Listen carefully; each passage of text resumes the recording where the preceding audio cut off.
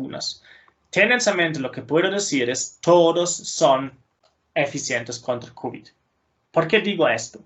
Porque a veces se escucha, bueno, Sinovac y Sinopharm, esas cosas chinas, no tienen tanta eficiencia como Pfizer, BioNTech y Moderna, porque solo tienen 70% de eficiencia. Entonces, el 30% de la gente no está protegido, entonces es como si no hubieran tomado una vacuna. No es así. ¿Por qué no es así? Porque este número se refiere a la probabilidad de una infección con COVID. Quiere decir, bien, cierto, si el valor es solamente 70% de protección, eso significa que 30% sí pueden tener una infección con COVID. Pero ese número no dice nada sobre el progreso de la enfermedad en el paciente. Porque para todas las vacunas es común que todos bajan drásticamente la cantidad de casos severos y casos clínicos y por ende, lógicamente, también de la cantidad de casos muertes por este virus. Y también, bueno, es cierto que al seguir existiendo un riesgo de poder infectarse, las personas pueden seguir siendo portadores de la enfermedad y infectar a otras personas. Pero también eso tiene mucho que ver con la carga viral. Si hay muy poco virus circulando en estas personas porque tienen una vacuna, entonces su probabilidad que infectan a otras personas también es más bajo. Y si infectan a otras personas con una carga viral menor, a las superspreaders, así llamados, las personas que demuestran muchísimos síntomas, producen una carga bestial de virus y por eso la infección de ellos puede causar problemas graves, sobre todo a familiares que viven con estas personas. De ahí también hay ciertas diferencias que se debería considerar. Si bien es cierto que la proteína solo va a proteger contra ciertas variantes del spike protein del virus y tal vez no tener un efecto tan amplio, su producción es rápida y barata y como es proteína, es más durable y estable durante el transporte.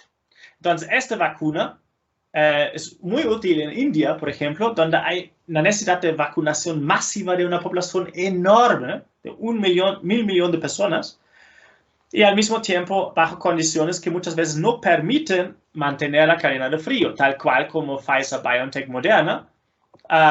¿Cómo podemos lograr que una vacuna que debería mantenerse a menos 70 grados llega a Pastaza, el interior, para vacunar a indígenas? Imposible. Entonces, todos tienen sus ventajas, sus pros y contras. Creo que el punto más importante es de estos primeros 1, 2, 3, 4, 5, es que estos activan de doble manera el sistema inmunológico. Este quizás es la parte más interesante, pero todos tienen su justificación de uso. Y recuerden, cuando estos producen efectos laterales, estos efectos laterales no son por la vacuna. Tendencialmente, estos efectos laterales son por la reacción del sistema inmunológico frente a la vacuna. Entonces, al tener efectos laterales, estamos seguros que la vacuna está funcionando. O sea, yo puedo hablar de mi propia experiencia. Yo he tomado Johnson & Johnson y esta vacuna me ha causado 39 grados de fiebre. Una sola noche. ¿Qué pasó? El sistema inmunológico reconoció algo extraño y empezó a disparar fuertemente contra esto. ¿Y saben qué? Estoy feliz. Estaba en una fea noche, sí, pero estoy feliz porque estoy seguro que mi sistema inmunológico estaba reaccionando y mi sistema inmunológico creo que creó una inmunización bastante eficiente contra este virus. Entonces, esto no se debería olvidar. Al final, buscamos esto. No quiere decir que personas que no tienen nada de síntomas no van a ser inmunizados, pero si tienen síntomas es mucho más probable que la vacunación ha sido realmente eficiente. Y que el sistema inmunológico puede sobrereaccionar en casos muy escasos es real, puede pasar, pero es muy escaso. Y esto voy a explicar pronto. Pero antes de seguir a este punto, vamos a hablar sobre la segunda dosis, porque muchas veces la gente dice, la primera dosis ya está a un nivel alto de protección, ¿para qué me dejo vacunar otra vez? Otra vez el peligro que habrá efectos laterales. Ojo, Mucho cuidado. Primero, después de la primera dosis hay una fase de LEC en que no pasa nada. En esta fase estamos perfectamente infeccionados con COVID todavía, ¿no? De ahí, cuando se activa el sistema humoral adaptativo al virus, la primera cosa que se producen son IgMs, que son anticuerpos poco específicos que tienen la principal función de producirse masivamente para inicialmente bajar la tasa de reproducción del virus y ganarle tiempo al cuerpo. ¿Ganarle tiempo para qué? Para que se pueda producir IgG, la arma más fila con el combate de enfermedades infecciosas. IgG es otro tipo de anticuerpo, inmunoglobulina M y inmunoglobulina G, que se adapta al antígeno de los virus y lo reconoce con bestial funcionalidad y por lo tanto es sumamente eficiente en la eliminación de la enfermedad una vez que está establecido. Entonces, si nosotros tenemos aquí las células B, algún rato reconocen un antígeno, se transforman en células B activadas. Estos pueden ser estimulados por otros estímulos, entre los cuales ya mencionamos las células TCD4 positivos. Una vez que esta célula B está activada, va a causar una expansión clonal. Quiere decir, estos van a empezar a reproducirse masivamente, con la máxima tasa de reproducción posible. De hecho, solamente las células de esperma llegan a la misma tasa de reproducción, creo que incluso más, pero es la segunda célula más rápida de reproducción que existe en el cuerpo. Entonces, gran parte de estos van a transformarse en células plasmáticas que producen IgM. De ahí, otra subpoblación de estos van a hacer el isotype switching, el cambio de isotipo. Entonces, ellos se transforman para no producir IgM, sino IgG. De esto, esta flecha es un poquito mal, debería estar aquí. De estos se van a producir otra subpoblación que va a ser una maduración de afinidad. Quiere decir, el anticuerpo IgG se mejora para adaptarse perfectamente a la estructura del virus y reconocerle con más eficiencia todavía. Esta maduración es un proceso bastante complicado, no voy a explicarlo mucho, pero lo importante es que de estas células sumamente eficientes, otra subpoblación va a producir las células de memoria. Y esas son las sumamente importantes. Porque las células de memoria van a ser aquellos que circulan por mucho tiempo, por años en nuestra sangre. Y cuando nos reinfectamos con la enfermedad, estos van a disparar fuertemente contra la enfermedad y van a protegernos hasta un punto en que nunca nos enfermamos, de verdad. ¿Ok? Y esto, ustedes conocen esto tal vez de la vacunación de difteria y tétano, que se dice que cada 10 años deberíamos vacunar. Estos 10 años son suficientes. Es todo el tiempo en que circulan suficientes de estas células de memoria. ¿Qué pasa si tenemos la primera vacunación? Verdad es que se mantienen en nuestra sangre células B que producen anticuerpo. Entonces, en las pocas semanas después de la primera vacuna, estamos bastante protegidos porque estas células que siguen circulando, las células B normales, con afinidad hacia COVID, van a seguir circulando y si nos infectamos, ¡pum!, va a disparar una reacción brutal contra la enfermedad. Pero, dado que teníamos inicialmente una población pequeña de células plasmáticas que producen IgG, y cada rato de esto hacemos subpoblaciones hasta producir células de memoria, aquí va a haber pocas células de memoria que realmente se mantienen por largo tiempo. Solo cuando hacemos ahora la segunda dosis, dispara nuevamente la expansión clonal y va a causar que de esta población tan grande de células IgG, la subpoblación de células de memoria va a ser lo suficientemente grande para tener una protección a largo plazo. Por eso, en la mayoría de los casos de las vacunas, con excepción de Johnson & Johnson, necesitamos 2 dosis.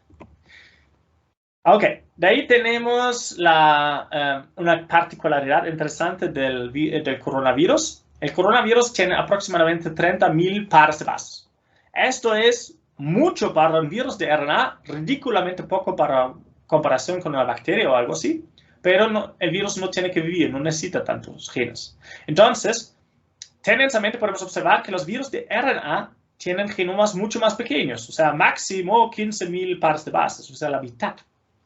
¿Por qué pasa esto? Porque el material de ARN single cadena es extremadamente frágil. Tiende a mutar y mutar y mutar y cambiar y cambiar y cambiar. Entonces, tal cual como en células, también para el virus mutaciones pueden ser peligrosos. Porque si muta demasiado, pierde también probablemente su funcionalidad y por ende su virulencia. Entonces, el virus tiende a mantener un genoma pequeño porque lo menos pares de bases tenemos, lo menos mutaciones van a probablemente pasar sobre ellos. Si el genoma se vuelve grande, hay tantos nucleótidos que pueden mutar con una cierta tasa de probabilidad que va a haber tantas mutaciones acumuladas que el virus ya no funciona. ¿Por qué entonces puede el coronavirus producir un genoma tan grande? La razón es porque tiene proteínas de reparación. Porque la razón principal por qué se producen estas mutaciones es por errores en la replicación. Y eso es sumamente importante. ¿Por qué? Errores en la replicación son la principal causante de mutaciones.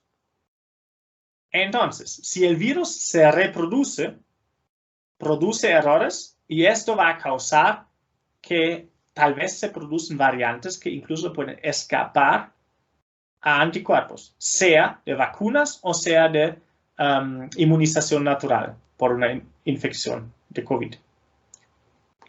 Entonces, al tener este escenario, eso significa que un virus que sigue circulando masivamente en la población es un peligro porque puede lo más se reproduce este virus en la población todavía, lo más probable se va a desarrollar una variante que deja infuncional a las vacunas.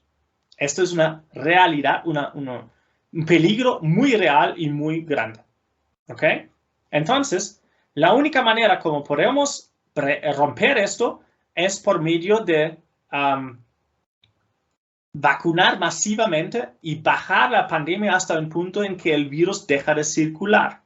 Y cuando el virus deja de circular, ya no tiene muchos huéspedes donde puede reproducirse y no se producen muchas variantes. ¿Ok? Eso es extremadamente importante. Y esta capacidad de reparar el material genético lo deja difícil de anticipar realmente qué tan grande va a ser la tasa de mutación. Porque a un lado tiene mucho genoma de material hipervariable, pero al otro lado tiene mecanismos que quitan errores. Entonces podemos decir, teóricamente la tasa de mutación debería ser brutalmente grande, pero se baja un poquito. Y por eso, los únicos datos que tenemos sobre la eficiencia real de mutación de este virus son empíricos. Observar en el campo cuánto ha cambiado el virus de verdad en el tiempo del año y medio que existe este virus en el mundo. Muy bien, y esto nos lleva a una problemática súper grande. Actualmente, aquí podemos ver en la carta de vacunación, no sé si se puede ver, del grado de vacunación en el mundo del 30 de mayo de 2021. Entonces, lo que podemos observar aquí es que hay muchos países que ya han vacunado bastante masivo y hay otros que ya están en campañas de vacunación y otros que, bueno, estamos no tan ideal. Entonces, el punto es que nos sorprende con los gobiernos actuales que tenemos, pero bueno. Entonces, si nosotros observamos esto, podemos ver dos países de gran preocupación que quiero explicar. Brasil y India. Brasil tiene 216 millones de habitantes, India 1.000 millones.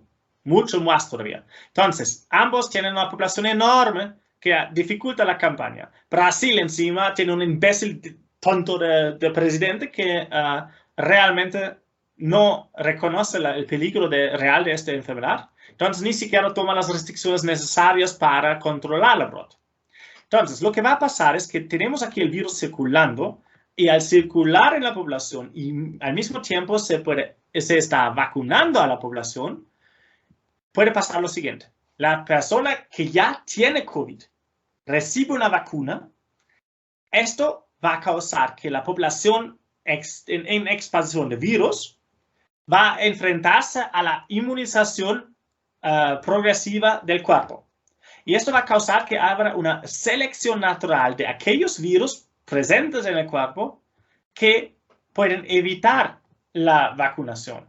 Y de esta forma pueden producirse variantes por selección natural, por presión hacia las variantes que evitan vacunación.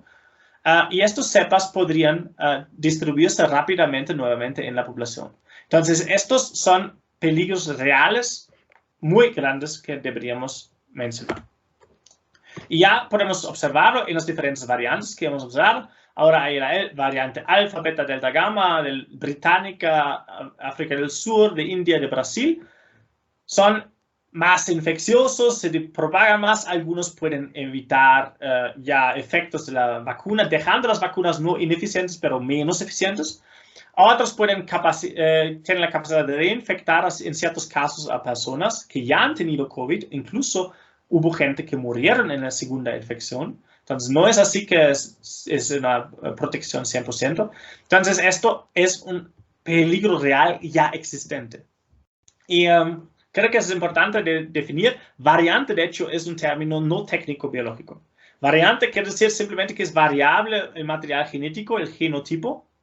Y entonces, básicamente, deberíamos utilizarlo casi como un sinónimo de mutante. Solo que mutante solo se deja utilizar para el virus, SARS-CoV-2 mutante. COVID mutante no cobra sentido porque es una enfermedad. Entonces, el variante podemos utilizar tanto para COVID como para SARS-CoV-2. Entonces, es una palabra que se utiliza en los medios porque es fácil. Más bien, la cepa es cuando se demuestra propiedades físicas distintas, dado que el genotipo se refleja en el fenotipo. Quiere decir, ya la estructura del virus cambia en alguna manera. Ahí estamos hablando de cepas. Y cepas pueden producir mutantes de escape. De ahí hablamos un poquito de mitos y realidades. Las vacunas de verdad transforman nuestras células en transgénicos. Bullshit. Porque no cambian ni siquiera nuestro material genético. El de herencia, ADN. No pueden, como ya les expliqué. AstraZeneca y Johnson & Johnson son peligrosos porque causan trombos. Esto es real. Pero fíjense aquí en los números. 4 casos en 1 millón de vacunas. 0.0004% de las personas. Si comparamos el peligro de formar trombos, por ejemplo, por las pastillas contra el embarazo, 500 a 1.200 casos en 1 millón de mujeres. O sea, 0.05 versus 0.12, fíjense. Fumar, 0.18. Y ahora el punto importante, 16.5% en el caso de infección con COVID. O sea, la probabilidad de morir de un trombo por COVID es 10.000 veces, por el factor 10.000 veces más grande que la probabilidad de morir por la vacuna. Entonces, ya por eso deberíamos realmente preguntarnos si cobra algo de sentido que decimos que la vacunación no cobra sentido por efectos laterales. Y la vacunación no es necesaria porque con suficientes personas infectadas se alcanza la autoinmunización de la población. Eso también es peligroso pensar así. Porque hemos visto que las variantes pueden evitar efectos de inmunización real. Y si lo más lento es la propagación de las vacunas y lo más lento se infecta poco a poco la población para crear una inmunización de rebaño, como se llama, lo más tiempo tiene el virus para producir nuevas variantes. Si me dejo vacunar o no es mi decisión y no debería importar a los demás, por lo tanto, es una cosa que realmente no es verdad, porque deberíamos considerar que en la población también hay personas que no pueden vacunarse y quieren vacunarse. Pensamos en personas de cáncer, pensamos en personas embarazadas. Y si de repente tienen alguien familiar que no quiere dejarse vacunar, se enferma y infecta a una persona de la familia que tiene cáncer o es embarazada, muere el niño, muere la persona de cáncer. Entonces, es grave. O la otra, la persona es mayor y termina con COVID grave en el hospital. ¿Quién paga esto? La familia. Y los problemas de COVID no es solamente un problema de salud, es un problema económico. Cada día en el hospital, bajo la estación intensiva, cuesta entre $2.000 a $3.000. Hay pacientes que están 3 semanas ahí y arruinan la economía de toda una familia. Entonces, realmente no es un asunto de, es mi decisión, yo no quiero dejarme vacunar. Es algo que realmente se debería pensar y repensar varias veces. Entonces, esto es, no es la primera y no va a ser la última. Les invito también a ver el listado, List of Epidemics en Wikipedia, porque ahí hay una historia brutal de cuántas pandemias ya existían en el mundo y cuántas personas murieron. Por ejemplo, en la gripe española, 20 millones de víctimas mundiales, más que la Primera Guerra Mundial, solo para que tengan una idea. Y de ahí existe, aparte de la posibilidad de mutación del virus, también la posibilidad de que hay una recombinación entre virus para formar nuevos tipos de virus. O sea, SARS-CoV-3, digamos, solo para que tengan una idea. Y esto puede causar que a largo plazo se producen también nuevas pandemias, porque ahí tenemos un desplazamiento antigénico. O sea, de repente estas células tienden a producir totalmente nuevos antígenos contra los cuales las vacunas actuales definitivamente no van a ser útiles.